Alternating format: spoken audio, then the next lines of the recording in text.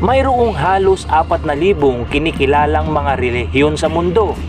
Gayunpaman, mayroong humigit kumulang 75% ng mga tao ang sumusunod sa isa lamang pangunahing relihiyon sa mundo na kinabibilangan ng mga Budismo, Hinduismo, Kristyanismo, Judaismo at Islam. Napakaraming relihiyon sa mundo na magkaiba-iba ang paniniwala, ngunit mayroon lamang nag-iisang Diyos. Kung sa Diyos ang mga relihiyon na ito, bakit sila magugulo? Sapagkat ang Diyos ay kapayapaan, ayon sa aklat ng Korinto. Sapagkat ang Diyos ay hindi Diyos ng kaguluhan, kundi ng kapayapaan, gaya sa lahat ng mga iglesia ng mga banal. At bakit naging magulo ang mga taong ito? Ayon sa Timoteo, sapagkat darating ang panahon na ayaw nang makinig ng mga tao sa tamang aral. Sa halip, hahanap sila ng mga gurong magtuturo lamang ng gusto nilang marinig para masunod nila ang kanilang layaw. Hindi na nila pakikinggan ang katotohanan at babaling sila sa mga aral na gawa-gawa lang ng tao. Nagiging magulo ang isang tao kapag siya ay nasa maling paniniwala at nahahaluan ng aral ng mga tao at gawa-gawa lamang.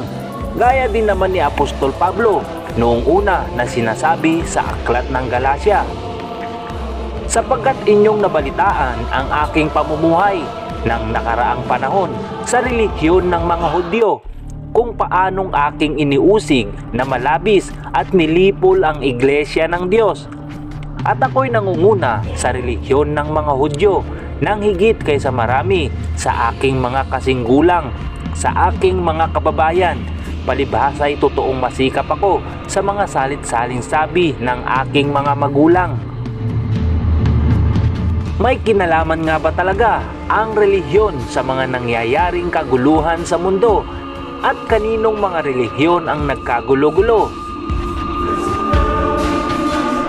Totoo na ang mga maraming kaguluhan sa kasaysayan ng mundo ay dahil sa relihiyon at kinasasangkutan ng maraming relihiyon. Ilan sa mga halimbawa ay ang mga sumusunod, kagaya ng mga krusado o crusade. Ito ay ilang serye ng kampanya mula noong 11th century hanggang 13th century na isinagawa sa layunin na muling angkinin ang Israel mula sa mga mananakop na Muslim at upang tulungan ang Imperyong Byzantine. Ang mga digmaang panrelihiyon sa Pransya na ang tawag ay The French Wars of Religion, ito ay ilang sunod-sunod na digmaan sa Pransya noong ika-16 na siglo sa pagitan ng mga Romano Katoliko at Protestanteng Huguenots.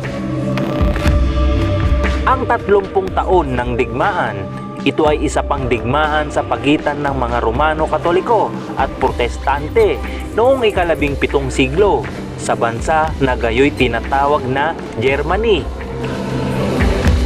Ang mga listahang ito ay maiksi lamang. May dadagdag din ang Taipang Rebellion at maraming kaguluhan sa Northern Ireland. Hindi may kakaila na ang mga Kristyanismo gaya ng Romano Katoliko at Protestante ay may malaking ambag sa mga kaguluhan sa buong 2,000 taon ng kasaysayan ng mundo. Sa relihiyong Islam, may isang konsepto na tinatawag na jihad o banal na digmaan. Ang salitang jihad ay literal na nangangahulugan na labanan.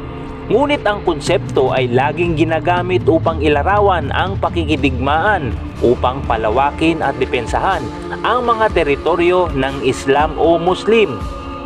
Ang halos hindi tumitigil na digmaan sa gitnang silangan sa loob ng mahigit na 500 taon ay malaki ang ambag sa ideya na ang relihiyon ang dahilan ng mga digmaan. Ang pag-atake sa Amerika noong Setyembre 11 ay jihad ang dahilan laban sa Amerika. Ang dakilang Satanas na sa paningin ng mga Muslim ay kumakatawan sa mga Kristyanismo na tinatawag nilang mga Satanas daw. Sa Hudahismo, ang mga pananakop sa mga bansa sa pamamagitan ng pakikipagdigma ay itinala sa Lumang Tipan, partikular sa aklat ni Josue, sa utos ng Diyos upang maangkin ng mga Israelita ang lupang pangako. Ang argumento ay talaga bang ang relihiyon ang siyang naging dahilan ng maraming digmaan sa kasaysayan ng sangkatauhan? Gayunman, mapapatunayan ba ng mga kritiko ng relihiyon na ang relihiyon mismo ang dahilan ng mga digmaan? Ang sagot ay hindi at pwedeng oo. Marahil oo dahil sa esensya na ang relihiyon ang motibo sa likod ng maraming kaguluhan. At gayunman, hindi rin dahil hindi ang mismong relihiyon ang pangunahing dahilan ng mga digmaan.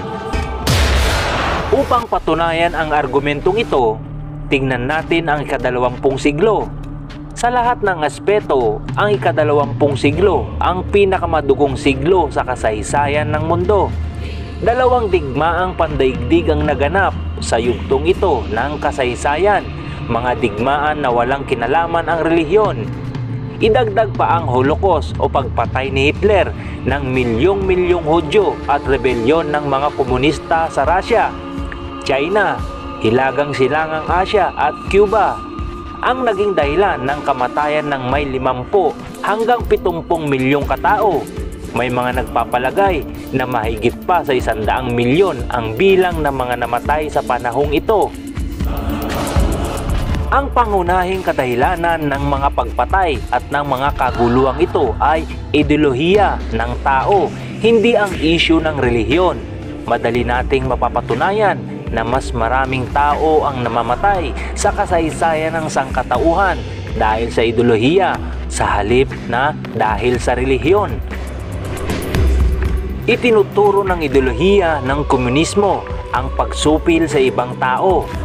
Ang ideolohiyo naman ng mga Nazi ay pagpatay sa mga mahihinang lahi. Ang dalawang ideolohiyang ito ang dahilan ng kamatayan ng milyong-milyong tao at walang kinalaman ng relihiyon sa mga ideolohiyang ito. Sa katotohanan, ang ateismo ang teolohiya ng mga komunista na hindi naniniwala sa Diyos. Ngunit sa realidad, hindi ang ideolohiya at relihiyon ang mismong dahilan ng mga digmaan. Ang pangunahing dahilan ng lahat ng digmaan ay ang kasalanan ng tao.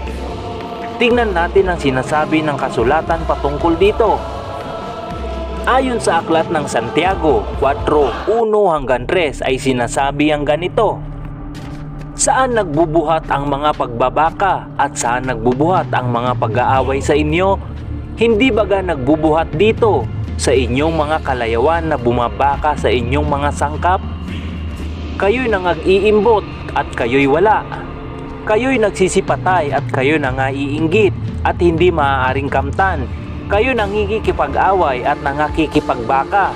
Kayo'y wala sapagkat hindi kayo nagsisihingi. Kayo'y nagsisihingi at hindi kayo nagsisitanggap sapagkat nagsisingi kayo ng masama upang gugulin sa inyong mga kalayawan. At sa Mateo, sapagkat sa puso nanggagaling ang masasamang pag-iisip, mga pagpatay, mga pangangalo niya, pakikiapid, mga pagnanakaw, mga pagsaksi sa di katotohanan, mga pamumusong. At sa Jeremias, ang puso ay magdaraya ng higit kaysa lahat ng mga bagay at totoong masama, sinong makakaalam? At sa aklat ng Henesis, at nakita ng Panginoon na mabigat ang kasamaan ng tao sa lupa at ang buong haka ng mga pag-iisip ng kanyang puso ay pawang masama na lang parati. At ano pa ang pangunahing dahilan ng mga digmaan ayon sa Biblia? Ito ay ang ating makasalanang puso. Ang relihiyon at ideolohiya ay simpleng kasangkapan lamang na ginagamit ng tao upang sanayin ang kasamaan ng kanyang puso.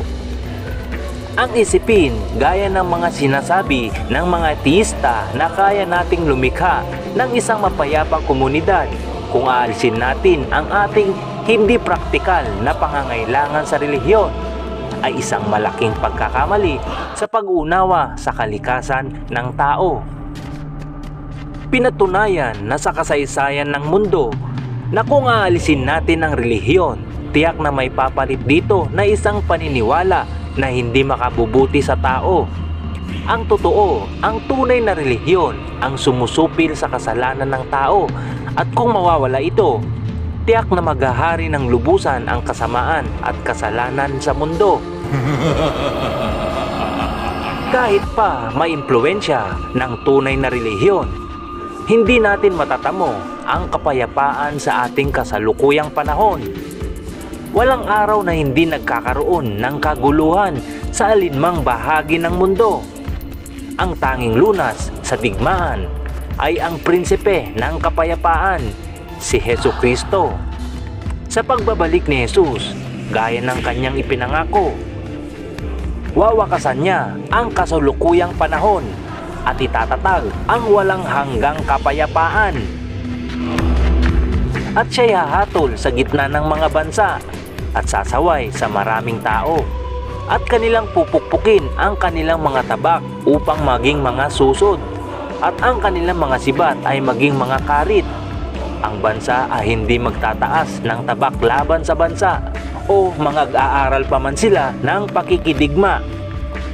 Gayunmay, ang nasa inyo'y panghawakan ninyong matibay hanggang sa ako'y pumarian, at ang magtagumpay at tumupad ng aking mga gawa hanggang sa katapusan ay bibigyan ko ng kapamahalaan sa mga bansa, at sila'y paghaharian niya sa pamamagitan ng isang panghampas na bakal, gaya ng pagkadurog ng mga sisidlang lupa ng magpapalayok, gaya naman ng tinanggap ko sa aking Ama.